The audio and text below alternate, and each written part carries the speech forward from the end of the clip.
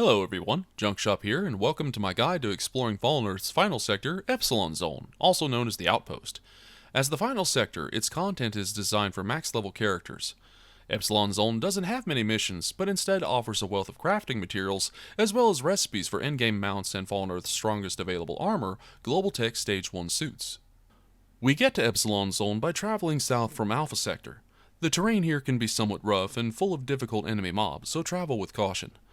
Epsilon Zone's activities center around doing world events to gain recipes and rare crafting materials for three major items: Global Tech Stage 1 suits, Global Tech vehicles such as the Battle Fastback, and finally the unknown mount and pet from Global Tech experiments.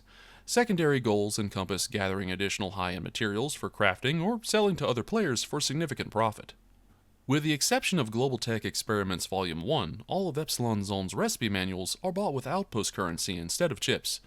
The books are tradable, so one can purchase them from other players, but it takes a fair amount of effort to gather Outpost currency, so expect any books to be rather pricey. First, let's discuss Epsilon Zone's player-built town, the Outpost. Functioning as the main town of the sector, the Outpost provides the zone's recipe manuals and a special town defense event only occurring as many as 9 hours apart. Like other player-built towns, we purchase building and defense manuals from the recipe merchant beside the town crier. Later, we can purchase GT Stage 1 research and Global Tech vehicle research from the unique component merchant within the crafting building. The final recipe book, Global Tech Experiments Volume 1, is a rare drop from enemy mobs, but the drop appears often enough that one shouldn't have any trouble attaining the book by simply engaging in the zone's world events, and veteran players often just give it away freely or for cheap. Unlike other player-built towns, the Outpost Town Defense event can spawn a variety of enemy mobs depending on player efforts. Each defense event consists of 10 waves of enemies comprised either by outsider invaders or a list of special mobs. Veteran players fervently prefer special mobs to outsider invaders because the latter are significantly harder to kill and drop no special loot. Special mobs are drawn to outpost water towers, so the number of water towers on the field determine the composition of enemy waves. If less than 3 water towers are present, then outsider invaders make up all 10 waves. 3 to 5 towers change 3 waves to special mobs, 6 to 8 towers change 6 waves, 9 to 11 towers change 9 waves, and 12 or more towers change all 10 waves to special mobs. Be aware that water towers take considerable effort to craft, so defend them with zeal. Special mob waves come in sets of 3, consisting of 2 waves of normal mobs and a third boss wave. Furthermore, outpost pump jacks increase the per wave hostile mob count. Since outpost teams rarely get beyond 10 players at this time, increasing the mob count is fairly dangerous for the resource-expensive town, but there will be more treasure to go around, so town builders can choose their own level of risk. During normal waves, teams are set to free loot, so everyone can get their own share of loot from the hostile mobs. By proper etiquette, participants only loot enemy mobs aggroed to oneself or those abandoned by other players. During boss waves, teams are set to master loot, so the leader can gather boss loot and distribute it by lottery after the event. Also of note, the Outpost's actual town defense mission only counts outsider invaders towards mission completion. But because players so loathe fighting them, the actual mission building and quest giver are almost never used. The mission's reward of 20 blue chips and 100 outpost currency isn't worth the effort. Instead, Epsilon Zone includes 2 frequent world events to distribute outpost currency and chips: Bee Swarm Attack and Blighted Tree Attack. There's technically a third event called Judge Attack, but it's malfunctioning in the game's current version. These events reward participants for large numbers of mob kills in a short amount of time, so they're best done in teams of 3 or more. After a set number of kills, participants receive quest completed messages. Click to complete the mission quickly because once it starts, it reappears after each mob kill, and the faster your team kills mobs, the more outpost currency and chips everyone gets, with a maximum of 21 blue chips and 40 outpost currency for every kill if you're fast enough. The events start a short timer once the first hostile mob is engaged, so avoid starting an event preemptively by attacking solo, but don't let up once your team does start. When our interests turn to gathering crafting materials, we have a few choices to make.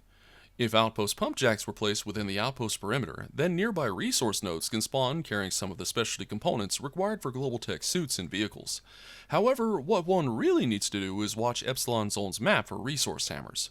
Most resource hammers drop a large number of quickly respawning scavenging nodes in a random assortment, so feel free to run around and gather whatever you want.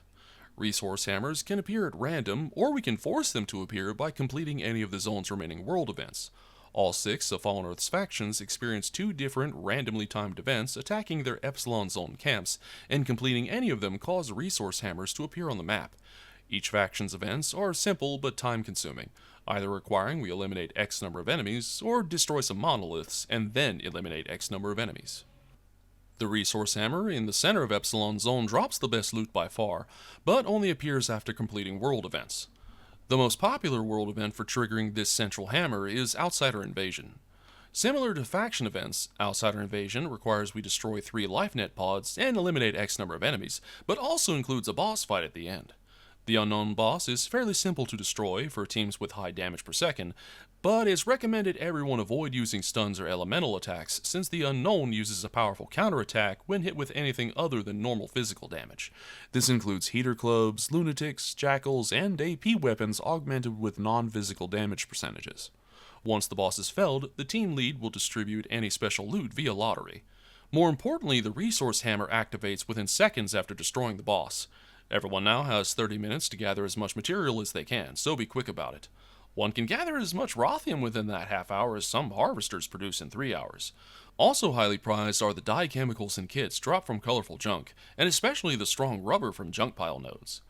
Resource nodes appear in about a dozen piles, and each pile quickly resets once all of its items are scavenged. By proper etiquette, players each stick to single piles, or occupy a small section if very few players are present. Piles tend to wander and mix, so it's normal to occasionally share a large pile or change piles until they separate again. The last event of note is Unknown Sighting. Taking place at the far eastern side of the zone away from any roads, this event is easy to miss, but is well worth one's time. A swarm of unknown prototypes populate the area and drop rare components required for the unknown mountain pet, as well as some other valuable crafting materials. It's common for teams to join up and set their loot table to rotating, so all participants get their fair share of loot. Like other events, a timer starts upon engaging the first hostile mob, so avoid starting preemptively by attacking solo, but attack with merciless aggression once your team does start. If your team manages to eliminate more than 20 unknown prototypes, then you'll also activate the central resource hammer with its densest possible clustering of scavenging nodes, so move quickly and make sure you have lots of inventory space. For the completionists out there, you can find a small handful of missions dotted around the map or inside faction camps, many offering a small amount of outpost currency, some AP, and a fair number of chips and faction points. Check the wiki for a list of these missions, link in the description. This concludes my guide to exploring Epsilon Zone and Fallen Earth. Now go out there and get your share of the bounty. Thanks for watching, and I'll see you out in the wastes.